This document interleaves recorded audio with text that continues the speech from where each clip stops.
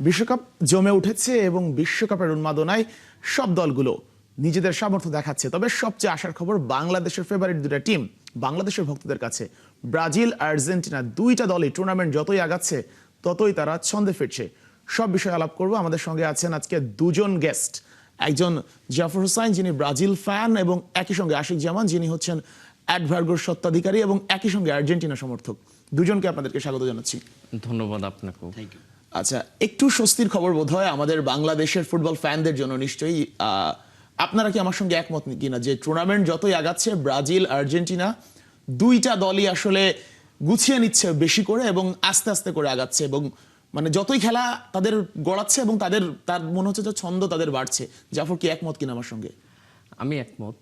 আসলে আর্জেন্টিনার ছন্দটা গত 4 বছর ধরে একই আছে। ওরা টিম হিসেবে খুব পারফেক্ট এই মুহূর্তে এবং ওদের ছন্দটা এখনো হারায়নি। আসলে হারাবে কখন এটাও এই মুহূর্তে বলা যাচ্ছে না। আর যতটুকু ইনজুরি সমস্যা ছিল আমরা দেখেছি যে রোমেরো সম্ভবত ফিরেছে, আবার হয়তো খেলবে। কিন্তু ব্রাজিলের জন্য সমস্যাটা হচ্ছে যে ব্রাজিলের প্রত্যেকটা ম্যাচ শেষে একজন করে নতুন করে হসপিটালে যাচ্ছে। তো এটা আসলে অনেক শঙ্কার ব্যাপার। এমনিতেই আমরা বেশ কয়েকজন স্টার প্লেয়ার হারিয়েছি, এখন আবার নতুন করে পাকুয়েতা এবং রাফিনহার ইনজুরি আমাদেরকে আসলেই অনেক ভাবাচ্ছে। আচ্ছা আশিক ভাই, আপনি তো মানে জার্সি তৈরি করেছেন অনেক আপনার প্রতিষ্ঠানে, তো আপনি আর্জেন্টিনার জার্সি পরে আছেন, বোঝা যাচ্ছে আপনি আর্জেন্টিনার ফ্যান, আমরা পরিচয় করে দিয়েছি। বাট একদম যদি নিউট্রাল পয়েন্ট অফ ভিউ থেকে বলেন, বাংলাদেশে বর্তমানে আপনারা সবচেয়ে ভালোভাবে বলতে পারবেন যে জার্সির চাহিদার কথা বলি বা জার্সি সেলের কথা বলি, ওইখান থেকেও তো ধারণা করা যায় মানে ফুটবল সমর্থকের পার্সেন্টেজ আসলে কেমন ব্রাজিল আর্জেন্টিনা, মানে একদম আপনার পয়েন্ট অফ ভিউ থেকে। আমার পয়েন্ট অফ ভিউ থেকে আমি প্রথম থেকে যেটা দেখে আসছি বা বিশেষ করে বাংলাদেশে হচ্ছে সব থেকেতে আর্জেন্টিনার জনপ্রিয়তা বা ফ্যানবেস সব থেকে বেশি।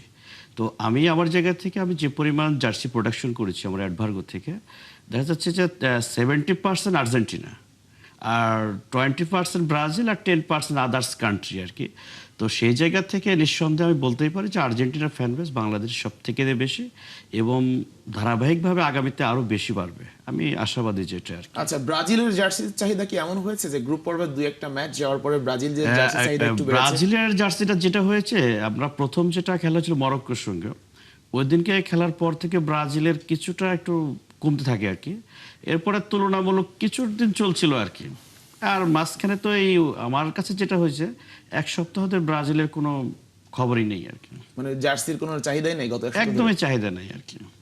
কি মনে হচ্ছে জাফর হোসেন, কারণটা কি? যে মানে উনি তো একদম ডিরেক্ট ওনার প্রতিষ্ঠান জার্সি তৈরি করে অ্যাডভার্গো, তো সেই জায়গা থেকে তারা সবচেয়ে ভালোভাবে বলতে পারবে কেন আসলে মনে হচ্ছে যে গত এক সপ্তাহ ধরে ব্রাজিলের জার্সির কোনো চাহিদাই না থাকার কারণ আপনার কাছে কি মনে হয়? দেখেন, আমাদের প্রস্তুতি তো অনেক আগে থেকেই শুরু হয়। আমার মনে হয় যে ওনার মাধ্যমে যদি নাও নেয়, তবে আমার পরিচিত বেশ কয়েকজন আছে যারা বাংলাদেশে জার্সি বিক্রয় করে বা ইম্পোর্ট করে।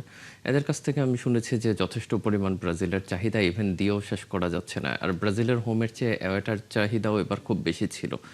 আর দ্বিতীয়ত বাংলাদেশের সাপোর্টটা দিয়ে তো আসলে আপনি ব্রাজিলকে হিসাব করলে হবে না।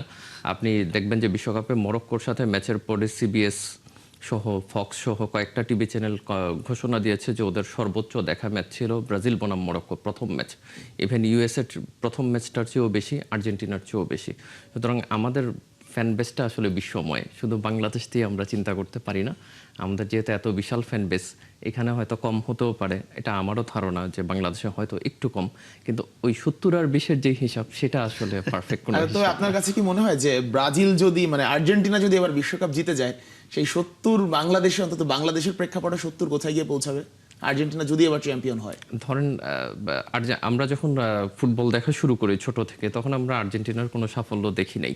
2021 সাল পর্যন্ত আমার যতটুকু, আমি 2002 বিশ্বকাপটা আমার প্রথম দেখা, চোখের দেখায়। তো ওই বিশ্বকাপে ব্রাজিল জেতার পরে আমরা তখন ছোট ছিলাম, আমরা রাস্তাঘাটে মিছিল করেছিলাম এবং আমাদের অনেক ফ্রেন্ডরা, ক্লাসমেটরা তখন ছোট ছোট, আমরা সবাই মাথার চুল ফেলে দিয়েছিলাম রোনালদোকে স্মরণ করে। তো তখন আমরা আর্জেন্টিনার সাফল্য দেখি নাই। তারপর থেকে 2021 পর্যন্ত, 2002 থেকে 21 পর্যন্ত ব্রাজিল 7টা ট্রফি জিতেছে। এর ভিতরে আর্জেন্টিনার কখনো ট্রফি জিতে নেই। কিন্তু আর্জেন্টিনার সাপোর্টার কিন্তু কমে নাই, যারা সাপোর্ট করেছে, লয়াল ছিল, তারা ছিলই। সুতরাং ওই 70-65 আসলে হিসাব না, যারা লয়াল থাকবে তারাই থাকবে। আর যদি কেউ চলে যায় তাহলে সে কখনোই ব্রাজিল সাপোর্টার বা আর্জেন্টিনার সাপোর্টার ছিল না, তারা হয়তো বা সুযোগ বুঝে পোল্টি মারল আর কি। আচ্ছা ভাই, মানে এই জার্সির চাহিদাটা আসলে আমরা তো ব্রাজিল আর্জেন্টিনা দেখি, মানে বাংলাদেশে বলা হয় ব্রাজিল আর্জেন্টিনার পরে জার্মানির ফ্যান বেশি, বাট মানে জার্সির চাহিদা কি মানে ব্রাজিল আর্জেন্টিনার পরে কি জার্মানিরই বেশি ছিল না অন্য কোনো দলের, বা পর্তুগাল বা হচ্ছে স্পেন? এখানে হচ্ছে আর্জেন্টিনা ব্রাজিলের পরে হচ্ছে জার্মানির একটা চাহিদা আছে, পর্তুগালের একটা চাহিদা আছে, আর হলো স্পেনও আছে, আবার হচ্ছে এই কয়েকটা কান্ট্রি আর কি দেখা গেছে আমাদের কাছ থেকে বিশেষ করে আর কি। আর মানে এই যে স্পেন বা হচ্ছে মানে আগে তো আপনারা ধরেন যে আপনি প্রতিষ্ঠান তো ধরেন যত বছরের আগে থেকে তো খেলা ধরেন অনেক আগে থেকে ফলো করেন আপনি, তো একটা সময় আমরা দেখেছি যে আসলে ব্রাজিল আর্জেন্টিনার পাশাপাশি জার্মানিটা সবচেয়ে বেশি ছিল, দুই একটা ফ্রান্সের পতাকা দেখা যেত। তো আর পাশাপাশি ধরেন যে দুই একটা পতাকা পর্তুগালে তো তেমন ছিল না আগে, রোনালদোর যুগের আগে কখনো আমরা দেখিনি পর্তুগাল। তো এই যে পরিবর্তনটা এখন মানে পার্সেন্টেজ কেমন মনে হয় যে জার্সির চাহিদা বা পতাকার চাহিদা দেখেন যেটা? এখানে হচ্ছে আমরা মূলত আসলে জার্সি ম্যানুফ্যাকচার করি আর কি, পতাকাটা তুলনামূলক কম করা হয়, কারণ আমাদের এবার জার্সি প্রোডাকশন এত পরিমাণে বেড়ে গেছে যে আসলে পতাকার দিকে ওইভাবে আসলে আমরা প্রোডাকশন করার মতো পরিবেশ বা সুযোগটা হয়ে আসেনি আসলে, যে কারণে পতাকার থেকে এখন বিশেষ করে হচ্ছে জার্সির প্রতি মানুষের ভালোবাসা বা আবেগ এটা একটু বেশিই দেখা যায় আর কি। এবং সেটা কিন্তু আমরা দেখেছি যে মানে আগে যেমন ছাদে ছাদে যে পরিমাণ পতাকা থাকতো, হ্যাঁ। আপনারা দুজনে সম্ভবত আমার সাথে একমত হবেন যে এখন কিন্তু ওই মানে অন্তত এই ওয়ার্ল্ড কাপে ওই এটা কম। পরিমাণটা নাই, ওইটা নাই। জি। এগুলো হচ্ছে জার্সি এখন আসলে একটা ট্রেন্ড হয়ে গেছে, লাইক দ্যাট, যে যেমন আমি হলো জার্সি পরে আপনার স্টুডিওতে কথা বলছি, ভাইয়া যেমন স্টুডিওতে কথা বলছে, আর এখন হচ্ছে জার্সি আগে ছিল জাস্ট খেলার মাঠে, আর এখন জার্সিটা হচ্ছে খেলার মাঠের বাইরেও বিভিন্ন অফিস আদালত কর্পোরেট সব জায়গায় ছড়ায় ছিটায় আছে আর কি। এখন হচ্ছে একটা জার্সি হলো আমাদের একটা ঐতিহ্য বা ভালোবাসার একটা আবেগ হয়ে দাঁড়িয়ে গেছে আর কি এটা। এখন আমাদের কাছে বিশেষ করে এমনভাবে জার্সির রিকোয়ারমেন্টগুলো আসে, মনে হচ্ছে যে উনি নিজেই প্লেয়ার, হয়তো উনিই মাঠে নামবেন এরকম। টেলিভিশনের সামনে খেলা দেখতে ওনার জার্সি ম্যান্ডেটরি, এবং একই সঙ্গে পেছনে নাম লিখলেও অনেকে পিছনে নাম স্বাচ্ছন্দ্য লিখলে তো কোনো কথাই নেই আর কি। তো সেই জায়গা থেকে জার্সির প্রতি এখন হচ্ছে ভালোবাসাটা অনেক বেড়ে গেছে দর্শকদের আর কি এটা।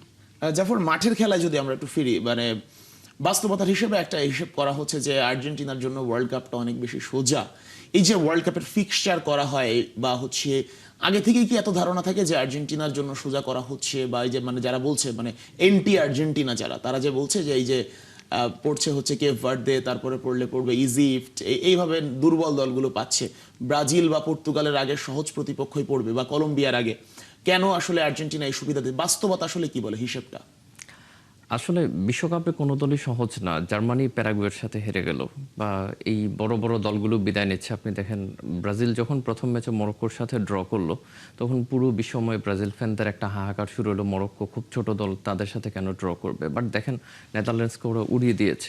এখন ফুটবলটা আসলে বৈশ্বিক হয়ে গেছে। আপনি একটা পরিসংখ্যান গতদিন দেখলাম যে ফ্রান্সে জন্ম নেওয়া 99 জন প্লেয়ার এই বিশ্বকাপে আছে, যেটা আসলে অবিশ্বাস্য ব্যাপার। সুতরাং আফ্রিকান টিমগুলোতেও যারা খেলছে বা অন্যান্য টিমগুলোতে, এরাও কিন্তু ইউরোপিয়ান ফুটবলের প্রশিক্ষণ নিচ্ছে, লাতিন ফুটবলের প্রশিক্ষণ নিয়ে তারপর তারা খেলতে যাচ্ছে। সো এখানে আসলে ছোট বড় করে দেখার সুযোগ নেই। আর আর্জেন্টিনার কোয়ার্টার ফাইনালের প্রতিপক্ষ হচ্ছে খুব সম্ভবত কলম্বিয়া। আপনি কলম্বিয়াকে ছোট করে দেখতে পারেন, ওরা গত কোপা আমেরিকা ফাইনাল খেলেছে এবং আর্জেন্টিনার সাথে ওরা হেরেছে ট্রাই ব্রেকারে। সো যারা এটা বলে ওরা আসলে ব্যাপারটাকে ফলো করে না। আর ফিফার এই ব্যাপারগুলোতে হাত দেওয়ার কোনো সুযোগ নেই। পর্তুগাল গ্রুপ চ্যাম্পিয়ন হলে এখানে চলে আসতো, বা গ্রুপে আরেকটু ওলট পালট হলে এখানে চলে আসতো। এখন আপনি তো আর দাবি করতে পারেন না ব্রাজিল ফ্যান হিসেবে যে আর্জেন্টিনা কেন সেকেন্ড হলো না কেপ গ্রুপে। ভার্দে নিয়ে অনেক কথা হচ্ছে। কেপ ভার্দে চমক জাগানো দল। আমার বাংলাদেশে দুইজনের লেখা আমি পড়েছিলাম, এরা কেপ ভার্দেকে এবার চমক জাগানো দল বলেছেন। আমি নিজেও বলেছিলাম যে এই দলটা কিন্তু ভালো করবে, ওদের কিন্তু অনেক ভার্সেটিলিটি আছে এবং ওদের অনেকগুলো প্লেয়ার কিন্তু ইউরোপিয়ান লিগে খেলে। হয়তো বা মনে হয় যে 5 লক্ষ মানুষের দেশ প্লেয়ার নেই, বাট আসলে ওদের একটা ফুটবল কালচার তৈরি হয়েছে। ফুটবল কালচার তৈরি হওয়ার জন্যই কিন্তু ওরা বিশ্বকাপে এসেছে, পারফর্ম করেছে এবং 3টা বড় দলের সাথে কিন্তু তারা খেলে এসেছে। সো আর্জেন্টিনার এই ম্যাচটাকে হালকাভাবে নেওয়ার কোনো সুযোগ নেই। আচ্ছা, আপনি তো আর্জেন্টিনার খেলা দেখেন, মেসির খেলা দেখেন, মানে কতটুকু অবাক হন এই বয়সের মেসি এমন পারফর্ম করছে, বা বিশ্বকাপের আগে কি বিশ্বাস করেছিলেন কিনা? এটা আসলে অবাক করার বিষয়, বিশেষ করে মেসি যেভাবে খেলছে এটা খুবই অদ্ভুত আর কি। আর ওনার খেলাধুলা হচ্ছে আমাদের দর্শকদের মন জয় করে নিয়েছে। আর উনি হচ্ছে যেভাবে একাধারছে এবার গোলগুলো দিয়েছে, এটা একটা অবিশ্বাস্য আর কি। আর মেসি রোনালদো যদি কম্পেয়ার করতে বলি, অন্তত এই ওয়ার্ল্ড কাপের পারফরমেন্স বা রিসেন্ট পারফরমেন্সে, মানে অনেকেই তো মানে দেখলাম যে রোনালদো এক ম্যাচে 2টা গোল করার পরে একদম বললো যে না, রোনালদো ব্যাক, মেসি এবার কিছু করতে পারবে না, রোনালদো একদম ছিঁড়ে ফুড়ে ফেলবে, এবং রোনালদো নিজেও বললো I am back. But ultimately পার্থক্যটা কেমন দেখেন? পার্থক্যটা আসলে ওদের কাছে মেসির প্রতি একটা অন্য রকমের এই জায়গাটাতে। আচ্ছা, আর মানে আর্জেন্টিনা দল আসলে কতটা তৃপ্তি দিতে পারছে আপনারা যারা ফ্যান তাদেরকে? এবারের বিশ্বকাপটা আমার কাছে মনে হচ্ছে আর্জেন্টিনা আমাদের দর্শকদের 100% তৃপ্তি দিতে পেরেছে, এবং আগামীতেও দেবে। আর্জেন্টিনার প্রতি আমাদের সেইটুকু আছে। আর বিশেষ করে আসলে আমরা যারা বাঙালি, তারা সবসময় চায় যে মাঠে আর্জেন্টিনা ব্রাজিল শেষ পর্যন্ত টিকে থাকে। আর্জেন্টিনা ব্রাজিলটা হচ্ছে কি আমাদের আসলে সব থেকে বেশি আনন্দ দেয় এবং তৃপ্তি দেয়।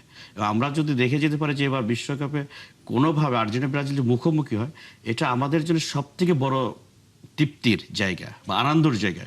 বাংলাদেশের যত ধর্মীয়মূলক অনুষ্ঠান হোক না কেন, এটা সব থেকে সেরা একটা হবে।